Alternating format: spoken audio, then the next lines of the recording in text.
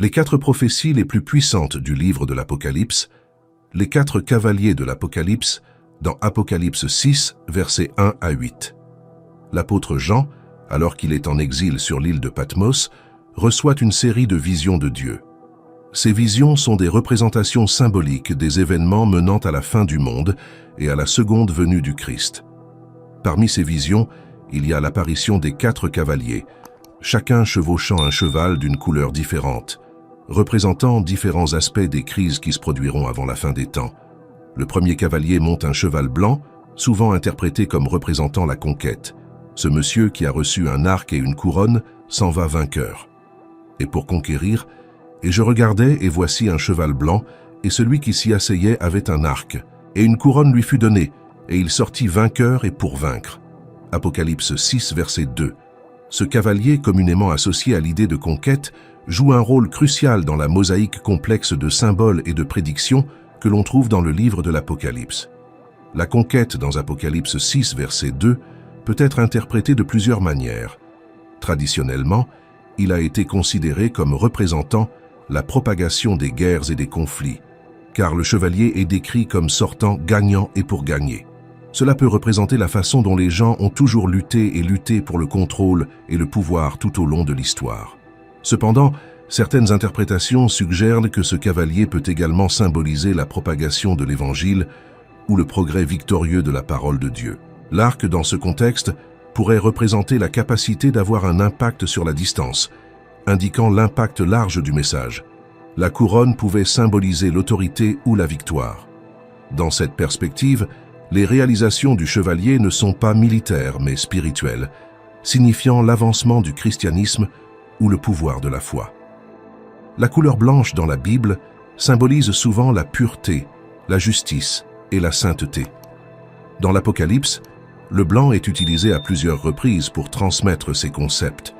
Par exemple, dans Apocalypse 3, versets 4 et 5, les croyants qui sont restés fidèles se voient promettre qu'ils seront vêtus de robes blanches, symbole de leur pureté et de leur victoire. Dans Apocalypse 19, verset 11, le Christ est représenté revenant sur un cheval blanc, symbolisant sa pureté, sa victoire et son autorité divine. L'utilisation du blanc pour le premier cavalier ajoute une couche de complexité à son interprétation. D'une part, il peut être considéré comme représentant l'apparence victorieuse de la conquête. D'autre part, cela peut aussi être considéré comme une apparence trompeuse, masquant la vraie nature des conquêtes qui amènent la guerre et les conflits. Les 4 cavaliers apparaissent au début de la série de tribulations que le livre prédit avant le jugement final. L'image des chevaliers, en particulier, a été considérée comme symbolisant différentes époques ou aspects de l'histoire humaine, des premiers jours de l'Église chrétienne aux événements futurs. Dans le cas du premier cavalier, l'interprétation comme une force de conquête militaire ou un symbole de la propagation de l'Évangile reflète ces thèmes plus larges. L'incertitude du symbole invite à réfléchir sur la nature du pouvoir, de l'autorité et de la propagation des idéologies, que ce soit par la force ou la persuasion, la guerre ou la foi.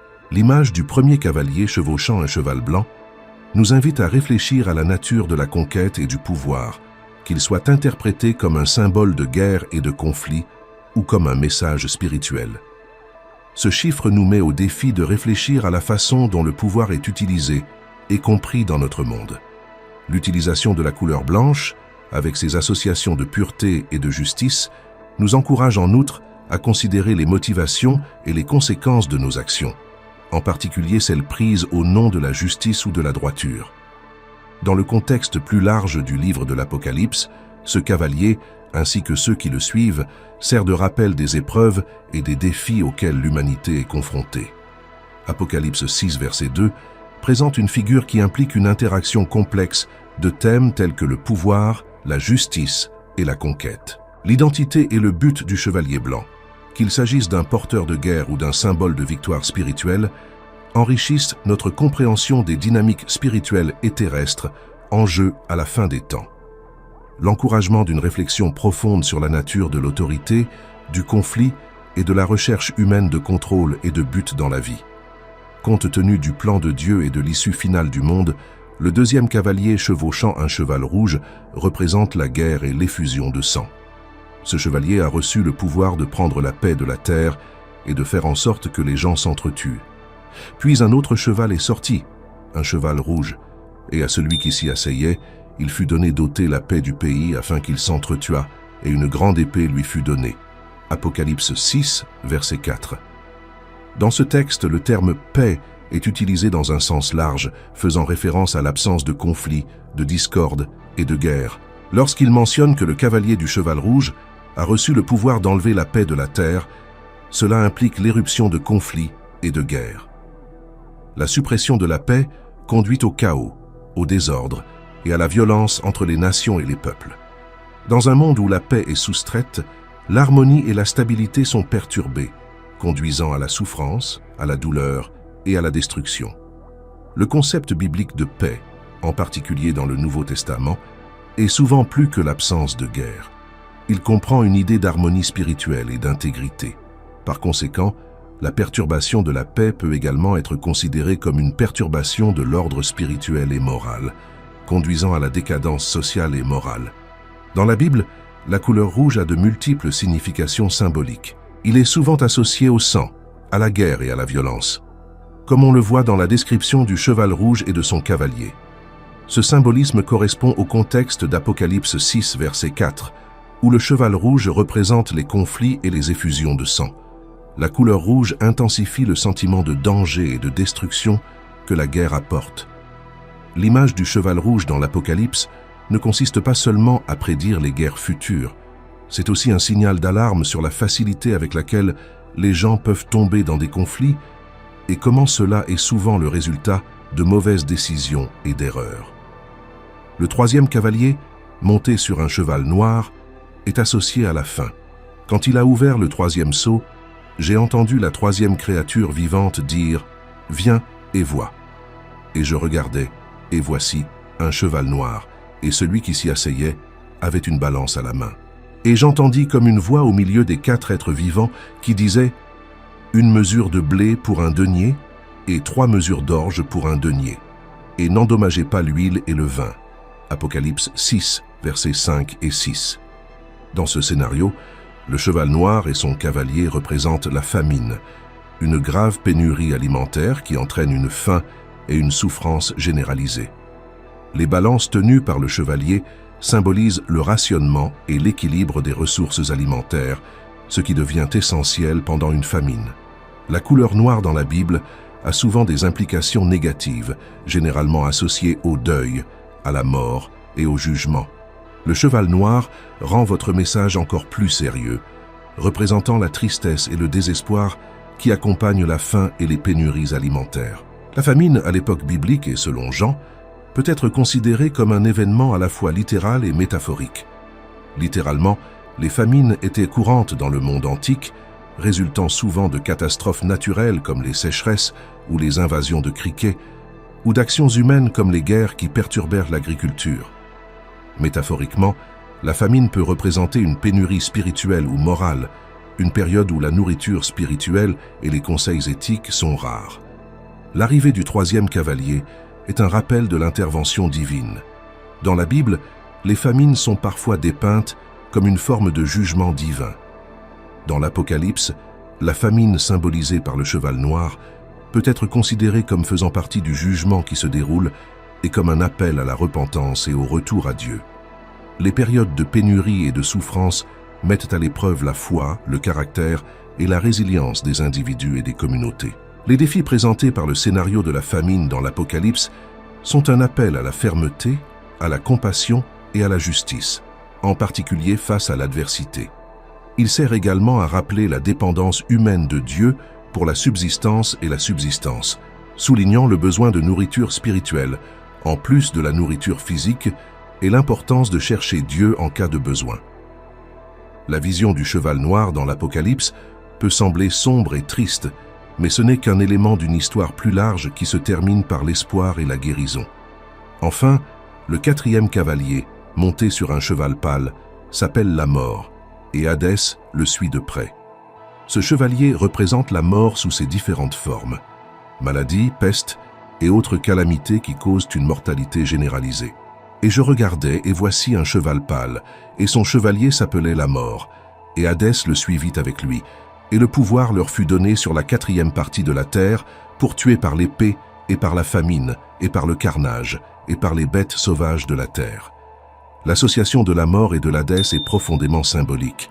La mort représente la fin de la vie, et Hadès, le destin des morts, soulignant la finalité et l'inévitabilité de l'impact du cavalier de ce dernier. Le cheval de couleur pâle, décrit dans le grec original comme chloros, peut également être traduit par vert pâle ou verdâtre, une couleur souvent associée à la maladie et à la décomposition, évoquant l'image d'un corps en cours de détérioration. L'autorité accordée à la mort et à l'Hadès d'exercer un pouvoir sur un quart de la terre par l'épée, la famine, la peste et les bêtes de la terre indique un impact vaste, diversifié et significatif. Ces forces constituent bon nombre des menaces les plus mortelles pour la vie humaine. Dans le grand récit de l'Apocalypse, les 4 cavaliers précèdent d'autres événements où la justice et la puissance de Dieu prévalent à la fin, se préparant à la dernière grande bataille entre le bien et le mal et à l'espoir d'un nouveau ciel et d'une nouvelle terre où il n'y aura plus de douleur ni de mort. Apocalypse 21, verset 1. D'un point de vue théologique, les cavaliers de l'Apocalypse nous invitent à réfléchir sur la nature humaine, les conséquences de nos choix et l'espoir durable d'une intervention divine et d'un monde meilleur. Dans l'Apocalypse, les difficultés et les problèmes montrés par les 4 cavaliers précèdent la victoire finale du bien sur le mal et la création d'un nouveau monde merveilleux. Ils font partie des événements qui se déroulent et qui mènent au jugement final et au triomphe ultime du bien sur le mal. The Four Horsemen n'est pas un récit de malheur et de morosité. Il porte également un message d'espoir et de rédemption. Il rappelle la nature temporaire des luttes terrestres et l'importance de la foi et de la persévérance. Les épreuves symbolisées par les chevaliers font partie du voyage vers une nouvelle réalité où la douleur, la souffrance et la mort n'existent plus, comme décrit dans les derniers chapitres de l'Apocalypse. Il suggère que nous restions fidèles et inébranlables face aux défis et que nous attendions l'accomplissement des promesses de Dieu. Lorsque le 5e sceau est ouvert, la vision de Jean passe des tribulations terrestres à une scène céleste. Jean voit les âmes de ceux qui ont été tués pour l'amour de la parole de Dieu. Il crie pour la justice, demandant combien de temps il faudra avant que Dieu ne juge la terre. On leur donne une cape blanche et on leur dit d'attendre un peu plus longtemps. Quand il a ouvert le 5e sceau, j'ai vu sous l'autel les âmes de ceux qui ont été tués pour la parole de Dieu et pour le témoignage qu'ils ont rendu. Apocalypse 6, 9. Dans les temps anciens, l'autel était un lieu de sacrifice, et le sang versé en sacrifice était considéré comme sacré. Se tenir sous l'autel symbolise leur vie comme un sacrifice pour leur foi, un témoignage puissant de leur dévouement et de leur engagement. Ces martyrs, tués pour leur engagement inébranlable envers leur foi et leur proclamation audacieuse de la parole de Dieu, représentent tous ceux qui ont souffert de la persécution et de la mort pour leurs croyances religieuses. À travers l'histoire, le cri des martyrs n'est pas tant un appel à la vengeance qu'un appel à la justice divine. Il indique que la persécution et le martyre se poursuivront pendant un certain temps, mais qu'il y a une fin à ces souffrances et que le plan de Dieu est à l'œuvre même au milieu des épreuves. Cela met l'accent sur la réalité de la persécution dans la foi chrétienne et sur l'appel à rester fidèle jusqu'à la mort. La réponse au cri des martyrs reflète la souveraineté de Dieu dans l'histoire humaine, suggérant que même au milieu de la souffrance et de l'injustice, Dieu est aux commandes et possède un dessein qui va au-delà de la compréhension humaine.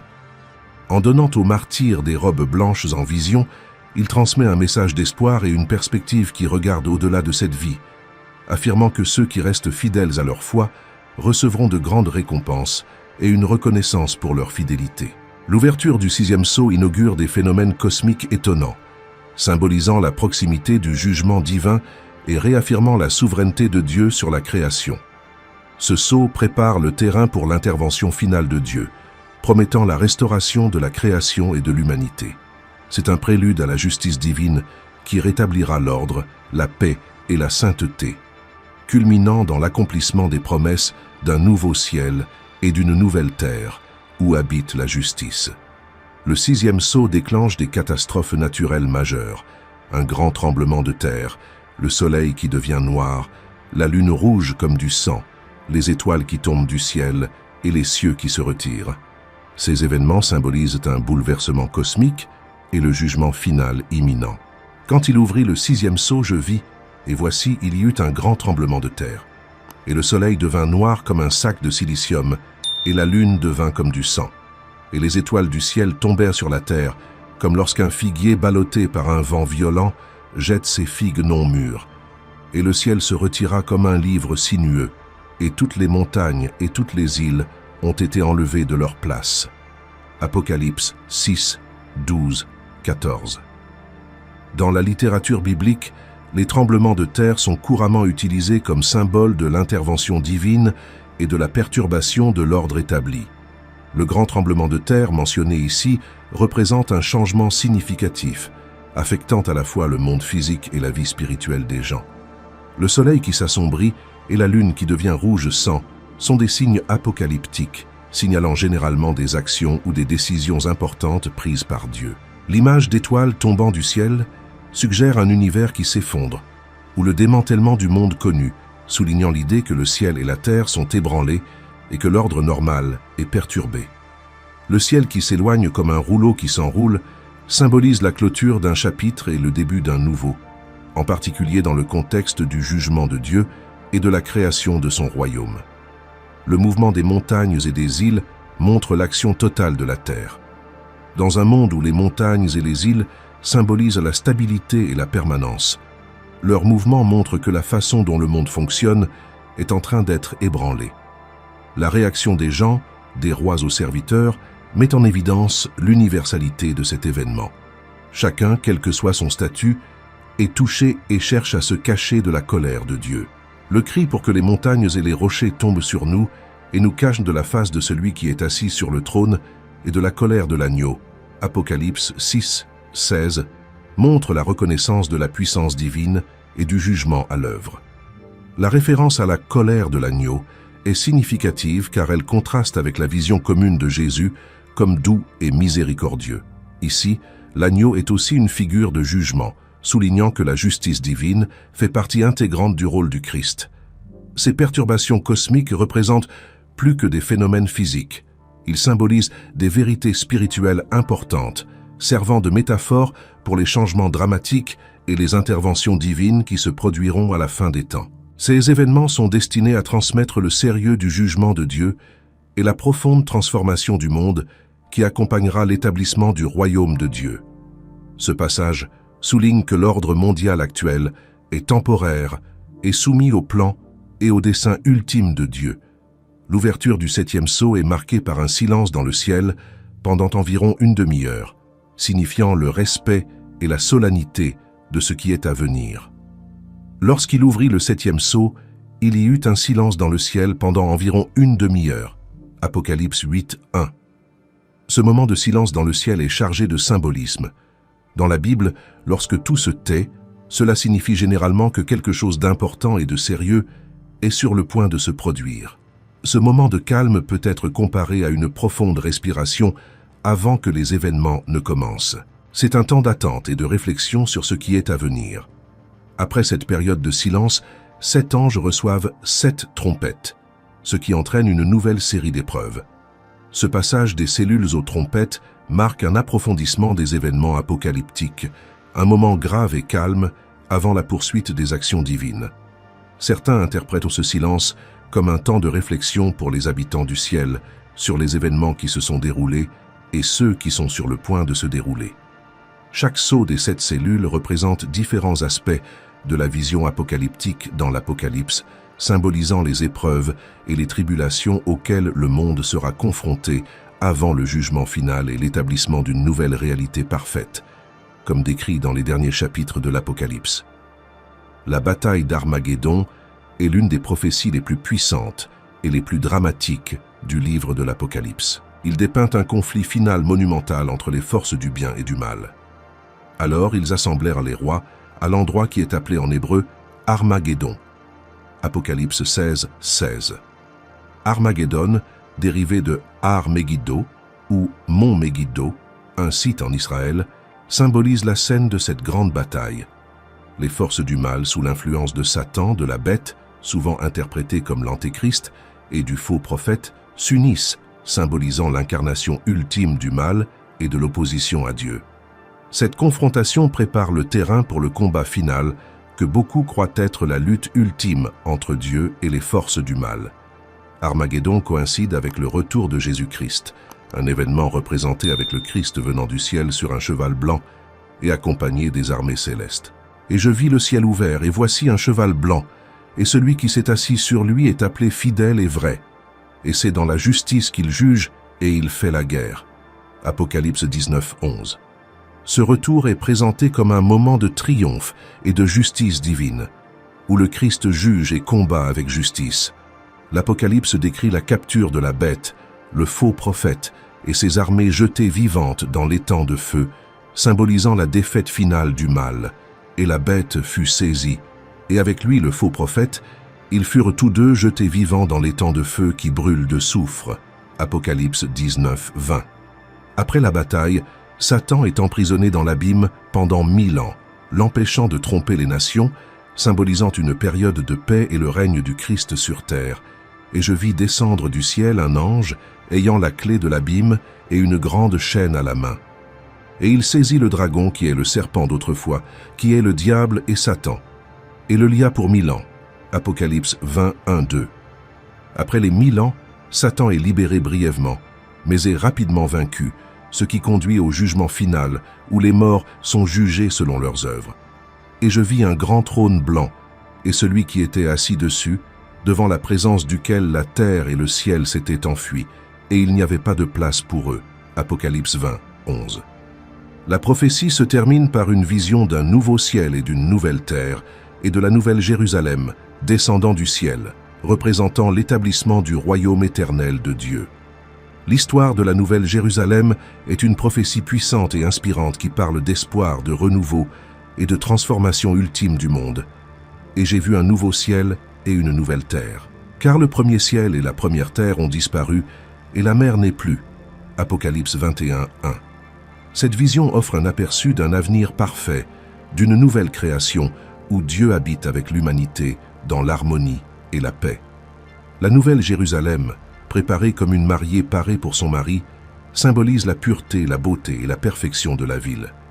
Et j'entendis du ciel une voix forte qui disait « Voici le tabernacle de Dieu avec les hommes, car il habitera avec eux, et ils seront son peuple, et Dieu lui-même sera avec eux et sera leur Dieu. » Apocalypse 21, 3. Cette nouvelle réalité promet une guérison et une plénitude complète, un monde libéré de la souffrance et de la douleur qui caractérise l'existence humaine. Il n'y a pas de temple dans la ville, car le Seigneur Dieu Tout-Puissant et l'agneau sont son temple. La ville n'a pas besoin du soleil ou de la lune pour briller sur elle, car la gloire de Dieu l'éclaire, et l'agneau est sa lampe. Révélation 21, 23. Les nations marcheront dans sa lumière, et les rois de la terre y apporteront leur richesse, symbolisant l'unité universelle sous la souveraineté divine. Dans le dernier chapitre, Jean voit le fleuve de l'eau de la vie, aussi clair que du cristal, couler du trône de Dieu et de l'agneau au milieu de la rue principale de la ville.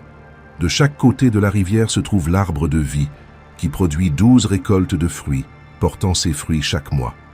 Et il me montra le fleuve pur de l'eau de la vie, clair comme du cristal, procédant du trône de Dieu et de l'agneau. Apocalypse 22, 1. De chaque côté de la rivière se trouve l'arbre de vie, qui produit 12 récoltes de fruits, portant ses fruits chaque mois. Les feuilles de l'arbre sont destinées à la guérison des nations, suggérant une restauration universelle. L'arbre de vie symbolise le retour à l'état pur et parfait d'Éden, représentant la guérison, la vie éternelle et un monde nouveau et parfait. Présent à l'origine dans le jardin d'Éden, comme symbole de la présence vivifiante de Dieu et de la vie éternelle qui y est disponible, la réintroduction de l'arbre de vie dans le récit de Dieu avec son peuple signale la restauration de la vie éternelle et l'accès inconditionnel à la présence de Dieu. La présence de l'arbre de vie dans la Nouvelle Jérusalem symbolise la consommation du plan rédempteur de Dieu, marquant le retour complet du Jardin d'Éden à la Nouvelle Jérusalem, montrant la souveraineté et la fidélité de Dieu à travers le récit biblique. L'emplacement de l'arbre au centre de la ville, à côté de la rivière qui coule du trône de Dieu, met l'accent sur l'accès restauré à Dieu, une image puissante de la demeure de Dieu parmi son peuple, jouissant de sa présence librement et pleinement.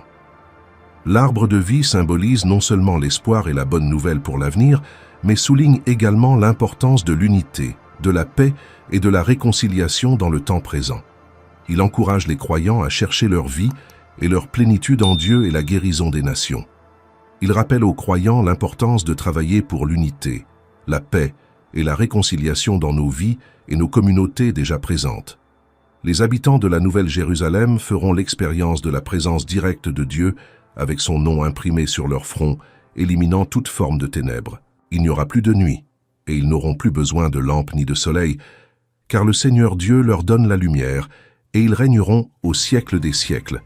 Apocalypse 22, 5. Dans ce royaume éternel, la lumière de Dieu illumine tout, supprimant le besoin de soleil ou de lampe. Cette description symbolise non seulement l'absence d'obscurité physique, mais l'éradication de toute ignorance, de tout mal et de toute souffrance. La Nouvelle Jérusalem n'est pas seulement un lieu physique, mais un symbole d'espoir, l'accomplissement des promesses de Dieu est le point culminant de l'histoire biblique de la rédemption. Il représente la réunion ultime de Dieu avec sa création, dans une réalité où la douleur, la souffrance et le mal sont éteints, et où la paix, la joie et la justice prévalent. Les prophéties du livre de l'Apocalypse sont dotées de thèmes universels et intemporels, tels que le conflit, la justice, la souffrance et la rédemption, qui trouvent un écho auprès de personnes de cultures et d'époques différentes. Ils abordent des préoccupations humaines fondamentales, des questions sur le bien et le mal, la vie et la mort, et le destin du monde, offrant une vision d'espoir et de restauration. Ces prophéties fournissent un récit global qui, selon beaucoup, implique toute l'étendue de l'histoire humaine et sa destinée ultime, des luttes et des défis symbolisés par les 4 cavaliers à la victoire ultime du bien sur le mal et à l'établissement d'un monde parfait.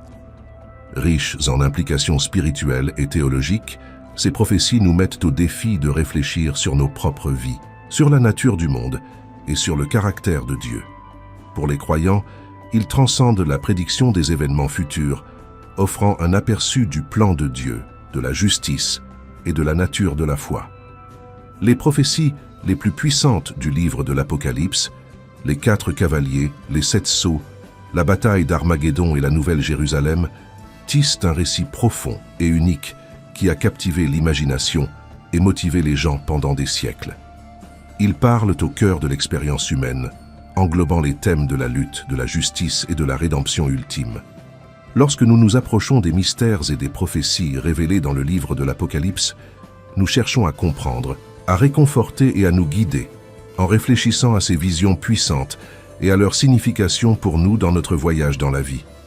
Seigneur, nous reconnaissons que les prophéties et les révélations parlent de temps de défis, de transformation et de rédemption ultime. Le symbolisme des 4 cavaliers, représentant la conquête, la guerre, la famine et la mort, rappelle de manière frappante les épreuves et les tribulations auxquelles l'humanité a été confrontée tout au long de l'histoire et continue de faire face aujourd'hui. Puissions-nous trouver la force de rester fermes dans la foi et l'espérance, en recherchant la sagesse pour discerner les leçons que ces prophéties nous enseignent, Seigneur. Dans un monde souvent marqué par les conflits et les souffrances, rappelle-nous la promesse de ta présence éternelle. Puissions-nous être des agents de paix dans un monde habitué à la guerre, source d'espoir et de guérison, où la douleur semble accablante. Que nos actions et nos paroles reflètent ton amour et ta lumière, apportant du réconfort à ceux qui sont dans le besoin. Nous prions pour ceux qui font face à leur propre bataille, aux prises avec la santé, les relations, les fardeaux financiers ou les doutes spirituels. Que la prophétie de la victoire finale du bien sur le mal dans l'Apocalypse soit une source d'encouragement et d'espérance. En réfléchissant au 4e cavalier, la mort, nous nous souvenons de la fragilité de la vie et de la certitude de la mortalité. Aidez-nous à vivre chaque jour avec un but et de la gratitude, en chérissant le temps dont nous disposons et en l'utilisant pour faire une différence positive dans le monde. Enfin, nous prions pour avoir le courage d'affronter l'avenir avec confiance et non avec peur. Puissions-nous embrasser les changements et les défis de la vie en faisant confiance à votre plan souverain et à l'accomplissement ultime de vos promesses. Guide-nous, Seigneur, et utilise-nous comme des instruments de ta paix et des agents de ton royaume.